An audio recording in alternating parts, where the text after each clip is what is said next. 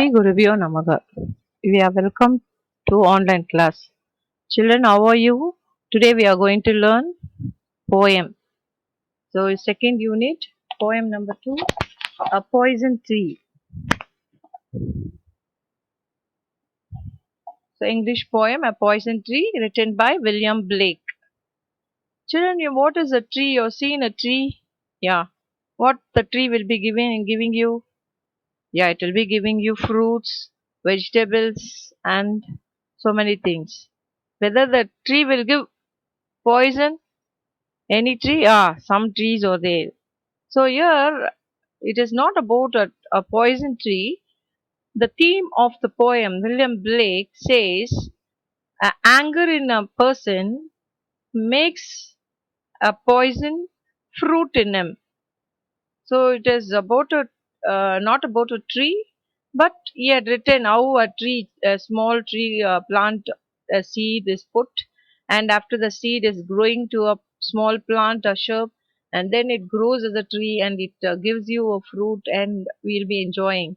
Same way, if we have hatred in our heart, anger in our heart, and if you feel anger on somebody, you will be want to take revenge, and that revenge will be that hatred will make you create a poison in you. So it says that that will make grow a poison tree, and that fruit of that poison tree, that is the action plan of the person. So the revenge, if you want to take in your mind, you'll be having action plan for that. That action plan, what it is, you'll be attacking somebody. You'll be making them to die, and you will feel happy in that. Or if they'll be getting hurt, so you will be just waiting. It depend upon the poison that seduce the person. So your the hatred you're having, the percentage that makes you, even if it is a small hatred, it will be that you will be want to get punishment or something. And if it is very huge amount, then what will be there? The action of that, the action plan of it will be a bigger one, even a death. So here he talks about this, and that is the theme, and we'll see. A Poison Tree by William Blake.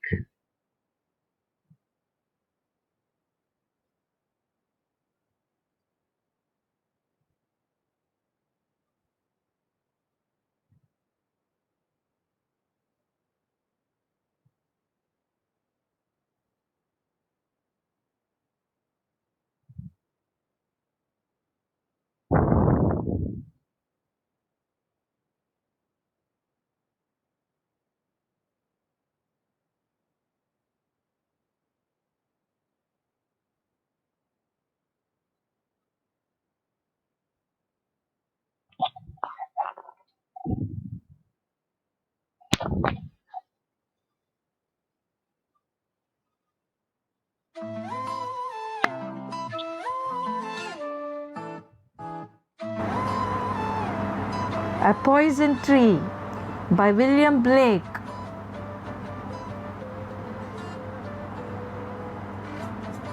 I was angry with my friend.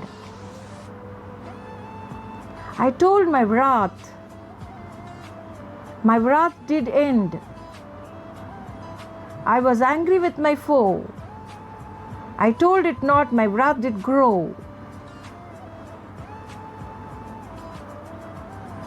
And I watered it in fears, night and morning with my tears. And I shunned it with smiles, and with soft, desireful wails. And it grew both day and night, till it bore an apple bright. And my foe held it shine, and he knew that it was mine, and into my garden stole. When the night had veiled the pole, in the morning glad I see my foe outstretched beneath the tree.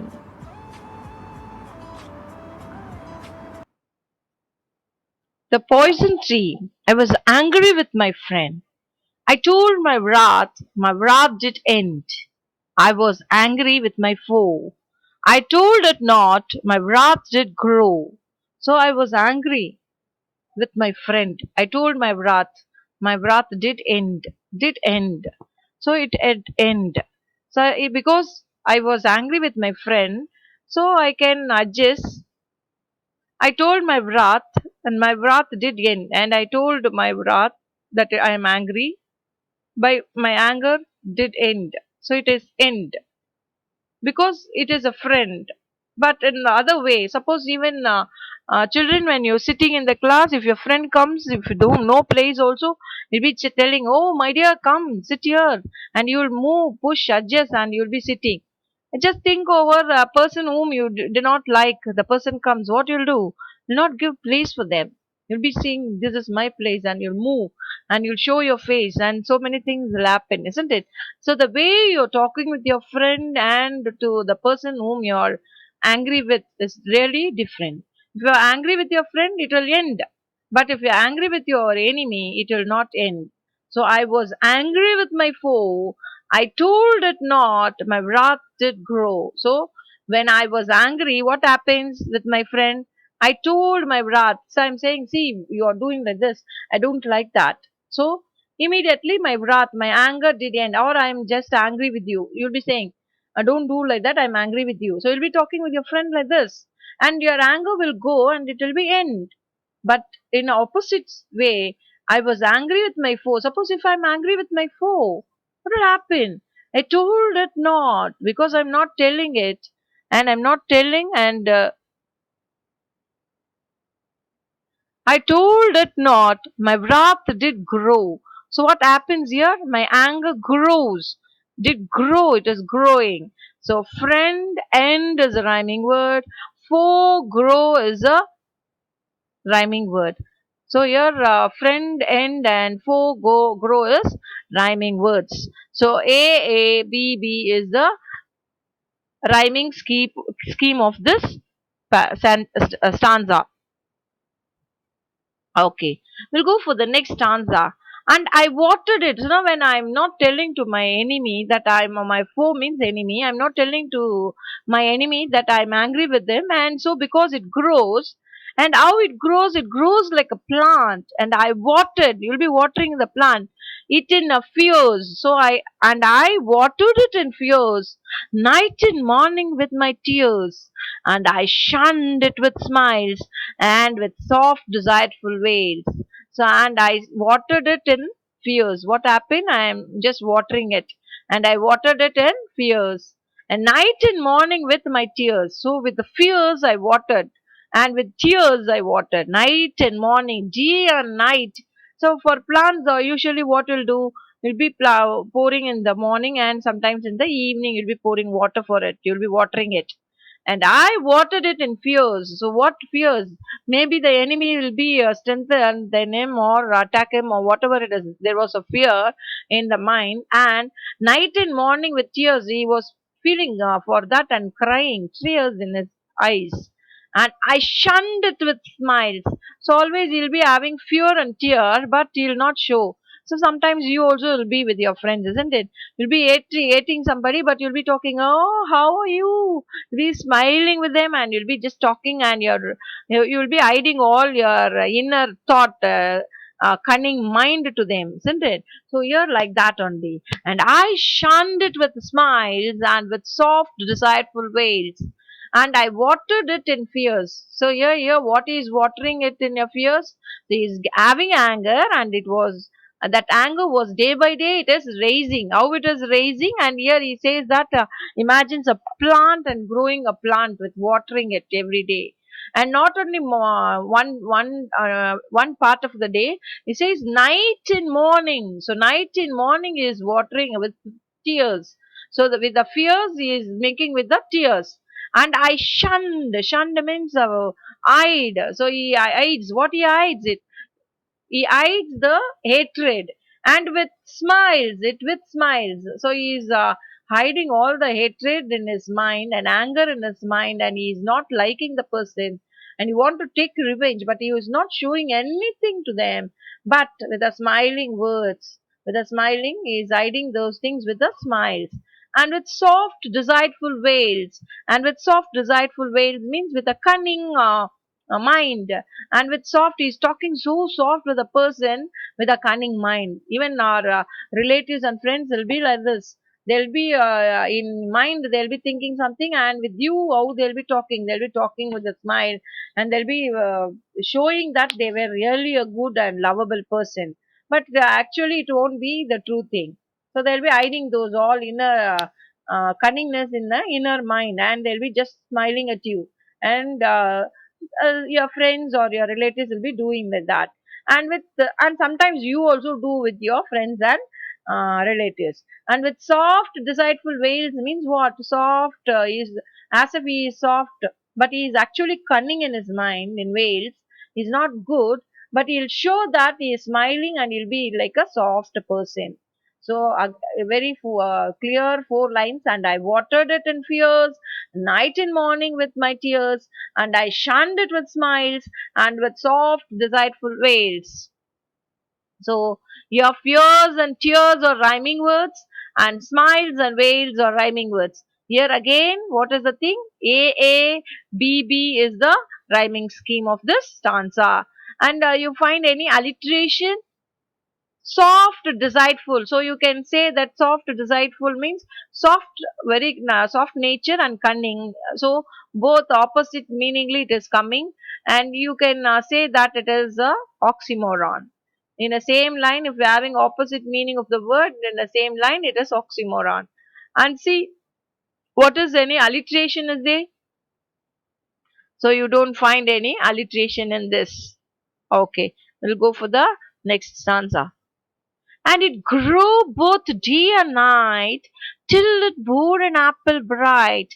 And my foe beheld it shine, and he knew that it was mine. And it grew both day and night. So here what had happened? The plant what he watered because of the hatred, it grew both day and night. He was pouring water, watering it day and night. So it grows both day and night, not only in the daytime, even in the night time. The anger grows and grows and grows till it bore an apple bright. So the tree grows and it gives. When a tree, mature tree, it comes, it will be flowering, and after the flowering, you'll be getting a fruit. So like that, here also there was a fruit till it bore an apple bright. It is growing and growing till it gives an apple bright. Till it bore an apple bright. So the action in our mind, it is growing. The anger grows daily, every day, day and night. And every day and night it just grows and grows and grows. At last he finds that it will be just having a bright apple on it. That means the action plan of it. Suppose if you anger with somebody, you will be imagining how to revenge on them or take revenge on them. So you will be planning for it, and you will be executing one day. The action plan will be executed, and that executed day, what will happen? Your enemy will be hurt or he'll be dying. So it will happen. So yeah, and the same way, and my foe beheld it shine. So the person had found, how he found a shining apple in the enemy's garden in the tree, and he knew that it was mine. So the foe found a shining apple, and he knew that it was mine. He knew very well that it is mine. And you know that sometimes both are having cunning mind means what will happen? The others think they'll be taking, isn't it? So the same way, so the friend was talking nicely, hiding all the cunningness. He doesn't know when action plan was taking place, he was fall as a prey. And into my garden stole. So here he is coming to the garden when the night had veiled the pole. So, and into my garden stole when the night had veiled the pole. In the morning glad I see, in the morning glad I see my foe outstretched beneath the tree. So what happened the next day? And into my garden that night he stole, like a stealing something. A robber comes, or a person who steals to come inside the garden. Like that, he step by step silently keeps and comes. When the night had veiled, when the darkness veiled the pole, we plucked the fruit and ate. In the morning, glad I see. So here the poet feels very happy to see His foe, that is his enemy, outstretched beneath the tree. That means he ate the poison fruit and he fall on the same beneath the tree. He just fall and died. So morning he feels glad to see this, and his foe was just dying.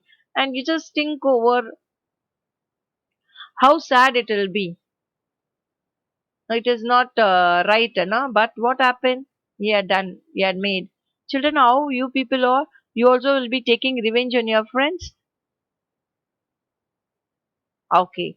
So about the poet. So William Blake was born on 28th November 1757 at Soho, London, England. He was an English poet, painter, and a printmaker. Blake was a visionary thinker and he had some of the unpopular opinions. Some of his famous poems are The Lamp and the Tiger. So here, a lamp was lamp was yeah, mild, meek animal, and tiger was a ferocious animal. So he wrote a poem on both. But here he is talking about tiger and the lamp, but it is not about the lamp and tiger. It is about the Jesus Christ, as Jesus Christ as a man, and the God who is God, previously the anonymous God. So here. That god was like a tiger, so he compares tiger and lamb in a poem. The same way this poem also, he talks about the cunningness of how the fruit Adam had taken, and Eve had been seduced by the serpent, and he had taken. So that point of the view in this poem is talking about.